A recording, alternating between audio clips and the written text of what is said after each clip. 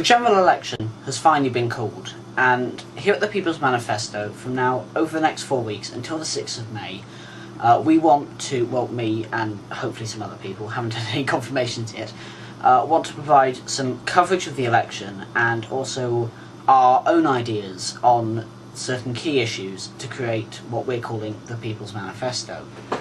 But I wanted to start off in this first video. I intend to make one a day for the election campaign. Ambitious task, I know, but not as ambitious as the SNP trying to win 20 seats in Scotland.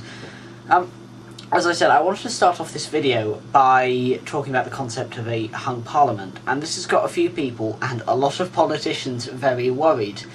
But I think it's a good thing, and in fact it's the outcome that I'm sort of hoping for, as it would delay some disastrous legislation that the main parties, Labour and Conservative, and to some extent Liberal Democrat, but not as much, well, they say they're going to caucus with the party with the biggest seats, who is almost certainly going to be either Labour or Conservative, so would end up backing this legislation.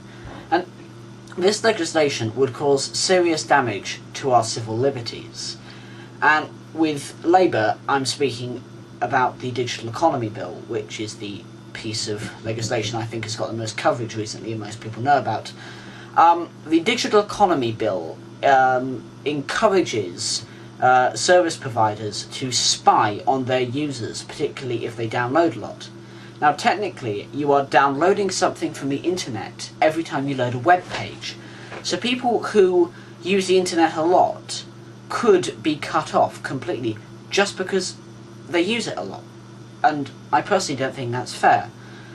And why would you want to do this? Why would you want government agencies and big business to get in on something as liberating and democratising on the internet? Especially in the age of terror, when our civil liberties are being eroded anyway. The internet is one of the last places that free speech is allowed to exist. You can go on about anything on the internet. You can get your point across. I'm allowed to make this video. That's how wonderful the internet is. And if you don't like this, there's always Charlie the Unicorn. But even though it's big business that's going to be spying on this, isn't it still a police state, even if you privatise the Gestapo? The Conservatives, David Cameron, says that he wants to repeal the Human Rights Act. And this is probably the only good thing Tony Blair ever did. It guarantees a citizen's basic rights. And frankly, again, in the age of terror, we need every piece of legislation going for us that we can get. And delaying this, I think, is a good argument for a hung parliament. Another thing, no one really wants the Tories. I've been speaking to a lot of people before making this video, people who plan to vote for David Cameron, and a lot of them are saying that they even hate him. They just hate him less than Gordon Brown. Cameron even said in his opening campaign speech today, the only real policy he seemed to talk about is that by voting for him, you'd avoid another 5 years of Gordon Brown.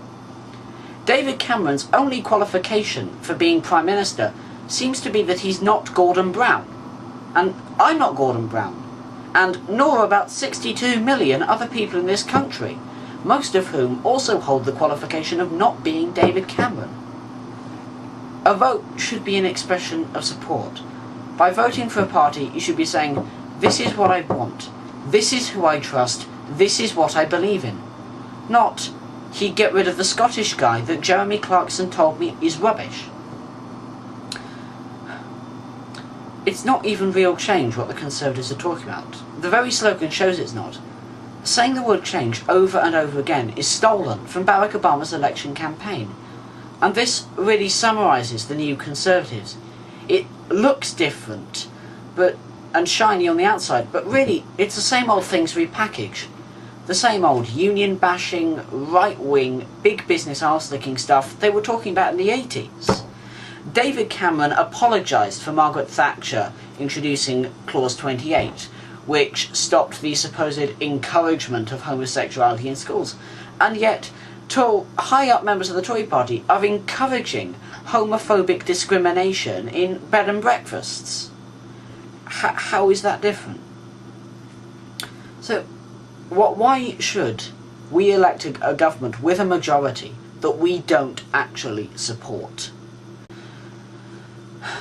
And looking at their other policies, the ones that aren't trying to get rid of our civil liberties, they're just gimmicks. Like taking education, for example. Labour with franchise schools, the Conservatives with free schools. These aren't going to help education, they're just going to bring big business in.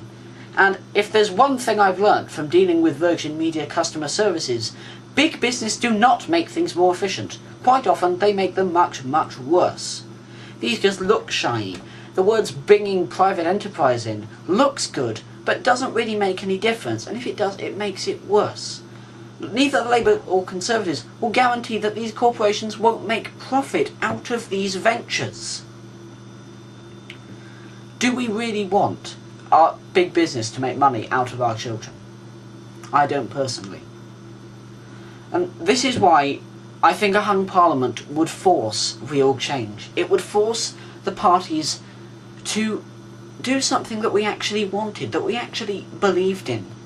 Not just being a different person or gimmicks, but giving us a policy that we really believed in. I want a party that promises real, radical change. A party that wants to help the poor by changing society, not just twiddling the knobs a bit to look like they're doing something. Parties and candidates with real idealism and real conviction.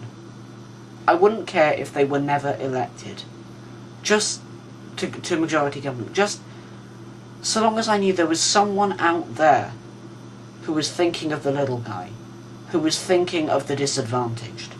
And I don't think we have that at the moment. And let me get this straight, I'm not saying don't vote, because voting is one of the basic, hardest fought for civil liberties. But when you vote, don't vote for whip fodder, don't vote for someone who will do exactly what central office is telling them. Look at your local candidates and find someone with a spine, someone with conviction, someone who believes in a better society. Stoke-on-Trent Central is a good example.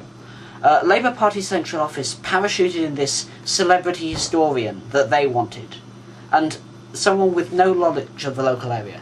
So the head of the local Labour Party decides to stand as an independent, showing that he'll disobey Central Office and will do what's best for his constituents.